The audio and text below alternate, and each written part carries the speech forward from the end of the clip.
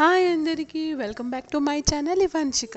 ఇవాళ ఒక చిన్న మినీ వ్లాగ్ అండి. బనానాస్ బాగా పండిపోయాయి. సో మా పాప అయితే దాన్ని ఒకటి ఈవినింగ్ స్నాక్ అయితే చేయమన్నది.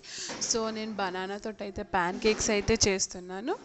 చూడండి, పండిపోయిన బనానాలు, కొంచెం జాగ్రీ, ఓట్స్ అనేది బాగా ఫ్రై చేసి తీసేసుకోవాలి. ఒక కప్ ఓట్స్ అయితే తీసేసుకున్నాను. దాంట్లోనే బనానా, ఓట్స్ అండ్ జాగ్రీ వేసేసి కొంచెం మిల్క్ యాడ్ చేసుకుంటూ దోశ బ్యాటర్ కంటే కొంచెం థిక్గా అయితే ఉండేటట్టు అయితే చూసుకోండి. సో ఇలా చిన్న చిన్నగా వేసేసినాం అనుకో, పిల్లలైతే చాలా బాగా ఎంజాయ్ చేస్తారు. అన్నీ హెల్తీయే కాబట్టి పెట్టొచ్చు పిల్లలకి. చూడండి,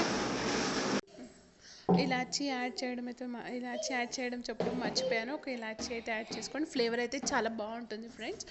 సో ఇలా ప్యాన్స్కి వేసేసుకొని చిన్న చిన్నగా అయితే పిల్లలు ఇష్టంగా తింటారని అలా చిన్న చిన్నగా వేసేసాను.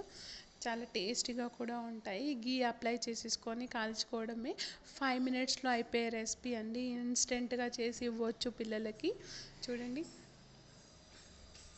చాలా అంటే చాలా టేస్టీగా అయితే కుదిరాయి. చాలా టేస్టీగా ఉన్నాయి.